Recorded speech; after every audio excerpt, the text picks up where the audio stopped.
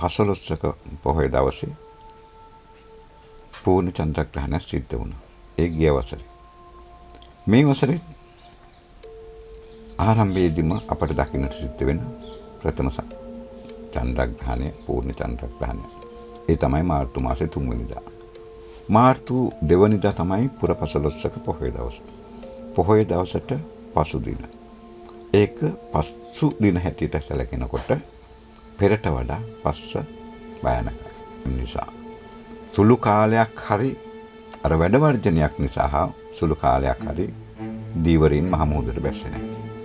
එවැනි පසුබිමක් කොයි ආකාරයකින් හෝ සිද්ධ වෙමින් විතරක් නෙවෙයි මහ මුහුදේ කැළඹිල්ලක් නිසා දීවර ප්‍රජාවට පමණක් නෙවෙයි ශ්‍රී ලංකා වාසී ඔබටත් මටත් අපි හැමෝටම විඳවන්නට සිද්ධ වෙනවා. නමුත් මතක තියාගන්න අපි එදා කිව්වා වගේම අද කියනවා අපි තවමත් ඉන්නේ දේව ශාපයකට ලක් වූ පරිසරයක.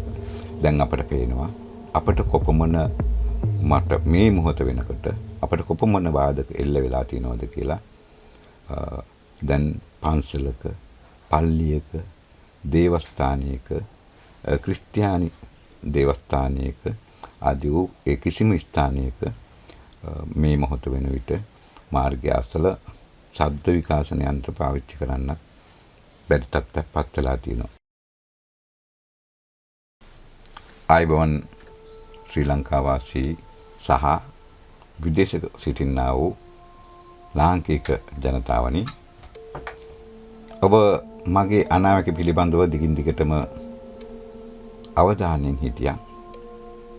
පසුගියදා කඩුගන්නාවේ කළුගලෙන් ආරම්භ වුණු විපතත් මා ඊට ප්‍රථම කිව්වා කල්ැතුව මාස 2කටත් පමණ ප්‍රථමයෙන් බොහෝ නාලිකාවල එක පැහැදිලිව ඇති, මේක නාලිකාවෙත් ඇති. මම එදා ඔබට කිව්වා මේක ස්වභාව ධර්මයෙන් දෙන විපත සිද්ධ වෙන්නේ දේව ශාපයක් තුල කියලා. දේව ශාපයක් ඇති වෙන්නේ කොහොමද කියන එකත් මම පැහැදිලි කරලා දීලා තියෙනවා. අපට එදා පූර්ණ හරියටම 15ක පොහොය දවසේ පූර්ණ චන්ද්‍රග්‍රහණය සිද්ධ වුණා. ඒ ගිය වසරේ. මේ වසරේ ආරම්භයේදීම අපට දකින්නට සිද්ධ වෙන ප්‍රථම චන්ද්‍රග්‍රහණය පූර්ණ චන්ද්‍රග්‍රහණය. ඒ තමයි මාර්තු මාසේ 3 වෙනිදා.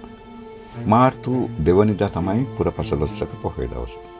පොහොය දවසට පසු දින. ඒක පසු දින හැටියට සැලකෙනකොට පෙරට වඩා පස්ස භයානකයි. එහෙමනම් මම ඔබට මුලින් කිව්වා වගේ මෙහි ප්‍රතිඵලය මේක මාර්තු මාසයේ 27 දක්වාම අපිට මේ දේව ශාපයක් තිබෙන බව මම මේ ගිය වසරේ සිට දිගින් දිගටම ඔබට කියා සිටියා. ගිය වර්ෂයේ සිටයි කියන්නේ ඒ දේව ශාපයේ ප්‍රතිඵලයක් හැටියට මහ මුහුදේ පවා කැළඹිල්ලක් ඇති වෙන්නට පුළුවන්. මහ මුහුද කැළඹෙයි. මහ මුහුදේ ගමන් කරන නාවික එහෙම නැත්නම් බෝට්ටු ආදී වූ ඒවට නොයෙකුත් විපත්ති සිද්ධ වේවි. එහෙම සිද්ධ වෙනවා. අපි දන්නවා යම් යම් බලපෑම් නිසා සුළු කාලයක් හරි අර වැඩ වර්ජනයක් නිසා හා සුළු කාලයක් හරි දීවරින් මහ මුහුදට බැස්සේ නැහැ. එවැනි පසුබිමක් කොයි ආකාරයකින් හෝ සිද්ධ වෙමින් විතරක් නෙවෙයි මහ මුහුදේ කැළඹිල්ලක් නිසා දීවර ප්‍රජාවට පමණක් නෙවෙයි ශ්‍රී ලංකා වාසී ඔබටත් මටත් අපි හැමෝටම විඳවන්නට සිද්ධ වෙනවා. එහි ප්‍රතිඵලය හැටියට නැවතත් නායම් කඳු කඩාගෙන වැටීම්, වැව් අමුණු පිරි ඉතිරි වැව් අමුණු කඩාගෙන යෑම, මහා මාර්ග කඩාගෙන යෑම, දුම්රිය මාර්ග කඩාගෙන යෑම ආදී වූ අනතුරු දිගින් දිගටම සිද්ධ වේවි. ඒ නිසාම අපි බෞද්ධයන් හැටියට